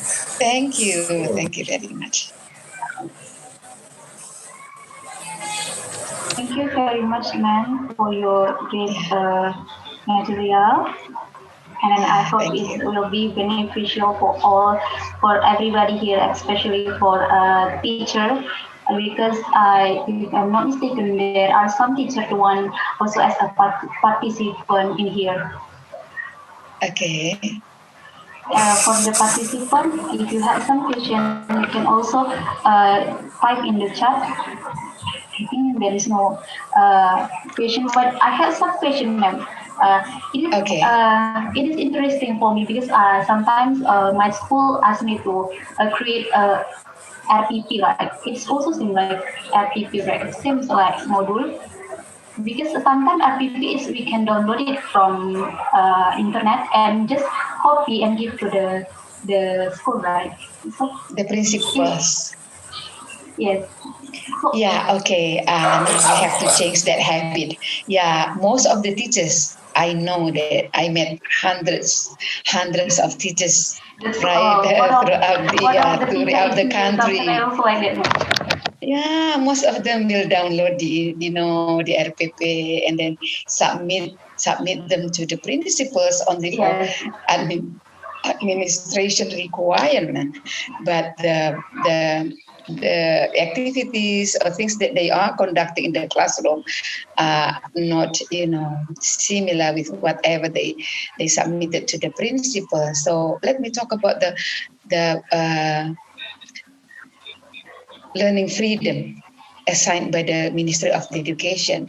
Now the teachers are free to write only one page teaching scenario, right? On satu halaman, RPP satu halaman. So only the basic components that you will write there, like the goals or the objectives of the study, and after that some activities that you design to help the students to understand abstract concepts in the subjects. Of course, we expect from you interesting activities. Now, this scenario is a good start for you to write your module, right? Because scenario, this RPP is a good start for you because it is just simple, right? It is just simple. It is just a guidance for you. What activities that you are going to design? That's it. It is like you create 5 or 6 activities, different activities to make sure that your students achieve the goals, right? But in the module, you have to write it comprehensively, providing materials. If you ask your students, for example, to write a poster based on a text, descriptive text, for example, you have to provide examples for that. So you have to provide in the module one descriptive text and then a poster which is designed based on that descriptive text. And after that, you describe whatever components that you should highlight in the posters that the information is in accordance to what the information that they get from the text. So you give them examples comprehensively, and after that, you describe, and after that, asking them step by step on how to design a poster based on that descriptive text. So in your scenario, for example, you only write providing text, descriptive text, and a poster accompanying the descriptive text. Number two, asking the students to design a poster based on a descriptive text given by the teacher. That will be the statements that you write in the scenario, but not in your module, of course. Oh, I see. This scenario help us to write the module, and then the module also should following by the textbook also, right? And things like the text, we have to following. You can. Okay. The main consideration is the KD. I see. The KD. Right. We have KD darurat ya. Kompetensi dasar. That is the main consideration. KD mana ya? Yang ingin you pilih, for example, you start from that. And if you see that the materials in the textbook is helpful, then you can use that. But of course, as I already proved for you all, that the language in the textbook is higher than the level of your students' literacy. So you have to edit. You have to describe it. You have to simplify the sentences. You have to provide examples as what you always do in the regular classroom, in the classroom interaction. But now you have to write everything. You have to write everything to make sure that your students, when they are reading your sentences, they understand better the concepts that you are teaching them. The textbook cannot do that. Okay. Thank you, ma'am, for your great material. I think I should conclude all the material from the first speaker. Thank you, ma'am. Yeah, thank you very much. Yes, ma'am. As we know, all the participants, we enter to the end of our material from Professor Minda, Murni, and I will conclude the material from the first speaker. As we know, Professor Bashar Malkawi already left this meeting just because he has some job. One cannot stand alone in here. As we know that just now the first presentation from Professor Bashar Malkawi talking about the video book as alternative in online learning. And this one also almost same with Minda material, the one like as a teacher easy. That's right. I would like to write letters. Yes, it's also a great idea for us. Like I also want to create some video books. It will make student more easy to get the point of the material. Textbook. Yeah, that's it. Yeah, absolutely. Okay, from the second speaker, Professor Miroslaw Matyja, discussed about the future of university in digital era. He talked about the possibility of us to create international university in pandemic situation. There are some good or positive situation of pandemic, so we can meet in this meeting by using digital era. And it's also the great idea for the great material from Professor Miroslaw. And promoting democracy, right? Yes, ma'am. Yeah. Actually, it's also a great material. So the third material from from Mr. Yahya Muhammed, it's talking about the artificial intelligence as a smart machine that capable of performing tasks that difficult required human intelligence, and ETS also help us help us in learning in education of family situation. And the last is material from Minda, as we know that talking about the preparing the module, the one that make us the way how to create a module, and she also talked that a good module will be leave the feeling of the schedule, independence learning, and representing teacher module. Okay, I think that's all. Thank you very much for all the speakers for this informative and this interesting topic. Very well, ladies and gentlemen. Now we come to the question session. If you have, I think there is no one question anymore. Ladies and gentlemen, finally we come to the end of the presentation. We would like to say thanks again for all the great speakers, the one present the interesting topic, and to the audience, the one active and give some question. I also say thanks. Hopefully the presentation will be have beneficially for everybody here. Thank you for your attention. Good afternoon. Wassalamualaikum warahmatullahi wabarakatuh. I give back the session to the MC. Thank you so much for your very good presentation from all speakers. I hope you all can make our insight further. And for all of audience, thank you for your participation. Okay, before we continue to the next section, I would like to say thank you very much for the participants who gave interesting questions. Now I will announce the best participants.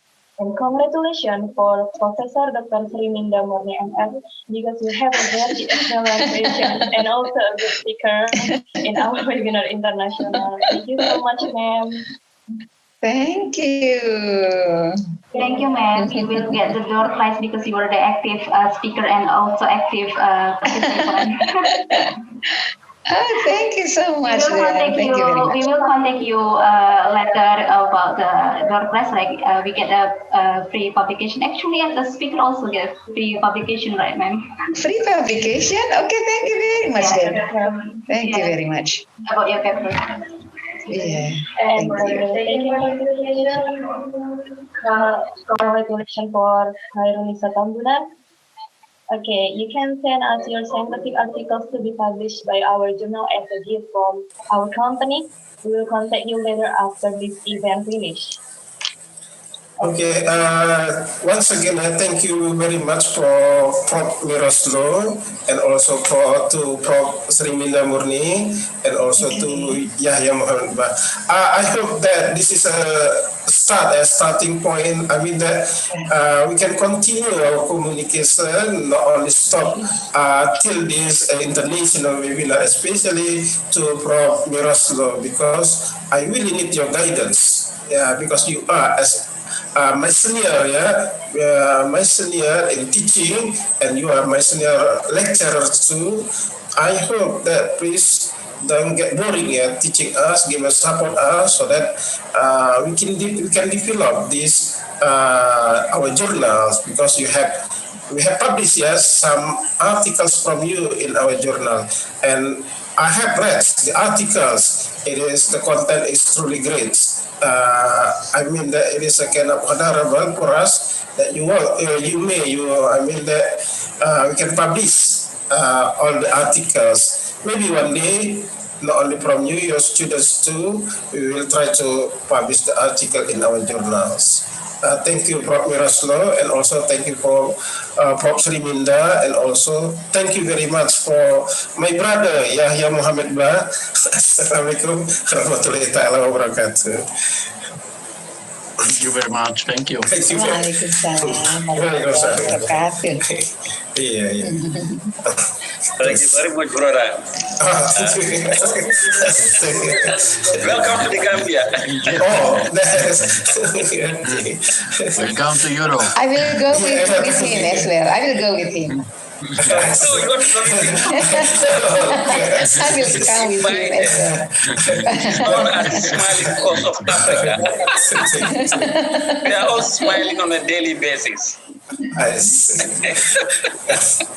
Okay, from the all participant and all speakers, we are pleased to turn on the camera because this one, before we leave the meeting, we will take the picture to be the documentation for our seminar. Please to all the participants to turn on your camera.